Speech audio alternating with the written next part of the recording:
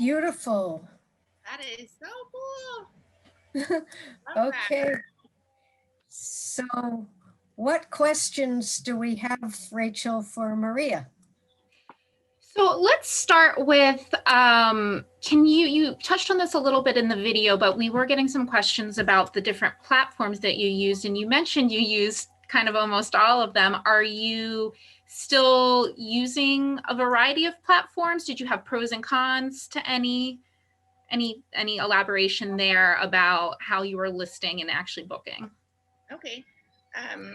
So we list on Airbnb. We list on Flipkey, VRBO, and HomeAway are kind of the same site.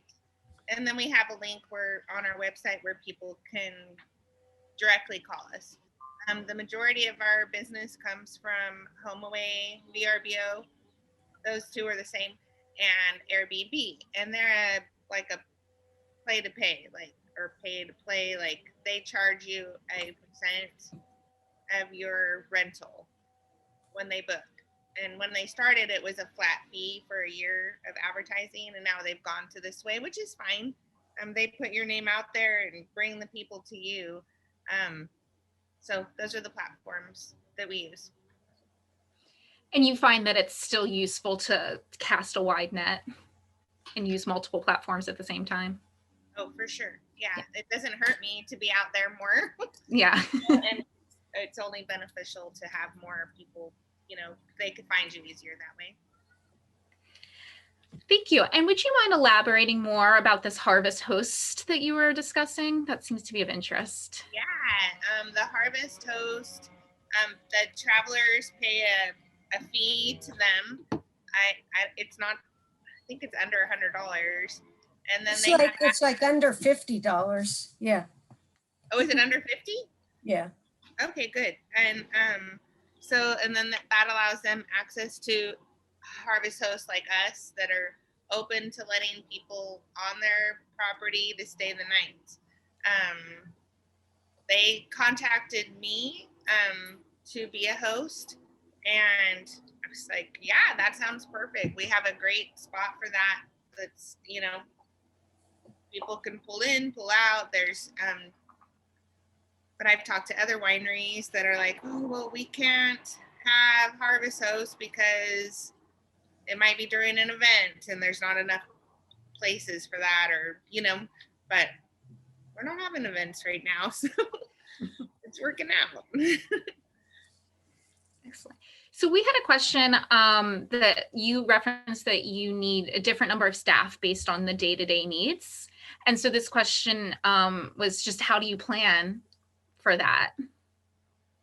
It's pretty hard actually right now to plan for that. We had we can have a Saturday with two tables, or we can have a Saturday with 10 tables because you're open,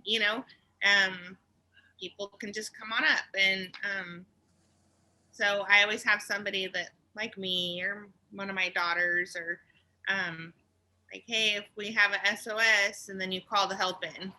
So it's not easy not knowing how many people will be there. I'm like a family that yeah, sure, I'll be the on-call person, because you don't want two people there all day and then have them fiddling their thumbs, either. So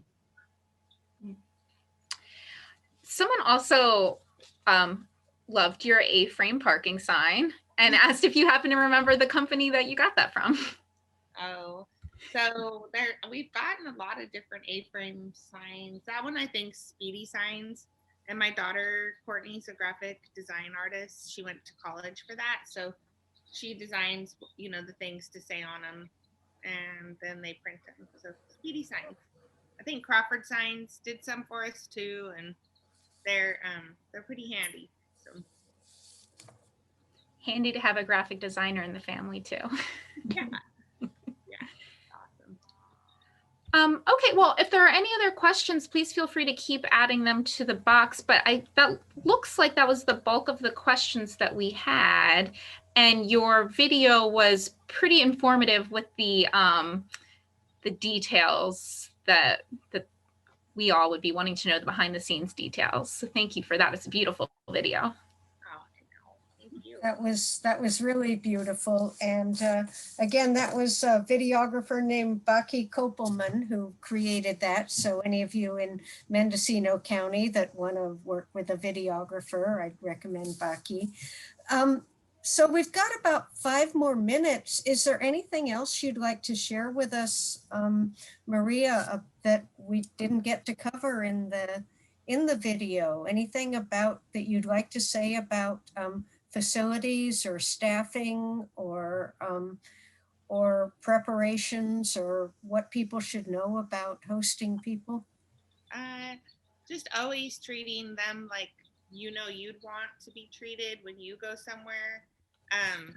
Like going the extra step, having coffee, having creamer, like having a flower, maybe even just a fresh flower laid on your sink. Like people want to know that you're appreciating them and they appreciate you. It's like what goes around comes around, and like, the whole saying of, treat others like you want to be treated, and just make sure you have the time to do that. A big thing is your reviews, social media, and I talked about that in the video, but it's so important to get the good reviews and have everyone that leaves your ranch happy. Like it's easy to do. You can't. And I learned, like, one time somebody came up here, and I always have people sign a waiver of liability when they come on the ranch, and they had booked the ranch through Airbnb, and they're like, well, we've never had anybody have us do this before. And so I kind of bucked and said, well, this is how we do it, so we need to, and I was actually going the extra mile. I was doing a credit card in case they had damages on the house. And now Airbnb and VRBO, they come with a policy, so you don't have to do that. But it didn't have it then, and he's like, I don't want to give you my credit card. And I'm like, I'm letting you stay in my house.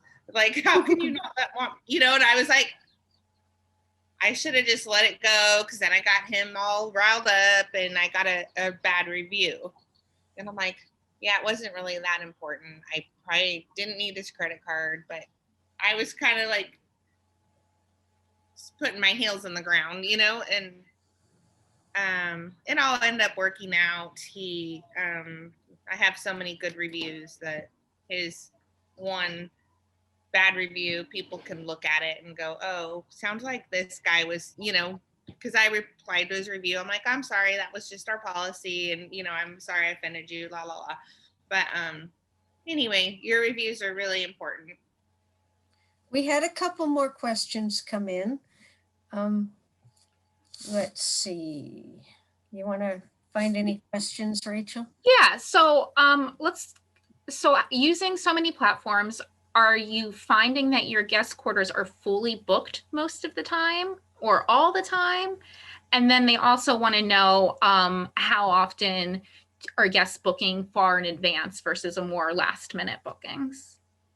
Okay, so are we booked? We're booked. Like last year, that one of our houses was booked the whole year. Like the people booked the house for the whole year, and that worked out great for COVID.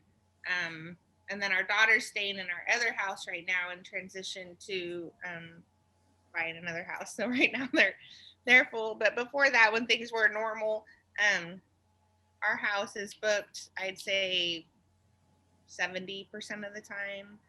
And using the different platforms, they talk to each other, they share a calendar, so that's pretty nice, so that you can book on Airbnb and it'll go to your VRBO HomeAway calendar. It does take organizing, making sure we haven't had a double book, thank goodness, so fully booked. How far out in advance? I've had people want to go out far in advance, like 6 months, 8 months. I've had people, most of those people are returning people, and they're like, oh, we want to plan our trip for next year or two. It's like, okay. So, and then I ended up making my minimum stay like 4 days instead of just a weekend, because that's another hard thing, is like somebody might want to book so far in advance, and then you have a month-long booking come in, and you're gonna not be able to book it because you have a weekend booking, and all these things are factors. But then you have to learn that one in the basket's better than two in the bush. You gotta go with the one that you have ready to book. So so you just learn all these things. We've been doing it now 10 years, so it's going well. I love to share. When we first started, I got a book about it because there weren't a lot in our county. I didn't really have someone to bounce things off of, but the book said, the more vacation rentals in your area, the better. So anyone that's looking to start one, I love to give them advice, and I've helped some people get theirs going. Because the more people that come here as a destination, they tell two friends, and they tell two friends, and wow, I had this great time in Mendocino County. And pretty soon we're known for that. And for our county, that's ideal, because we don't, we're not doing a lot of growth, but tourism's awesome.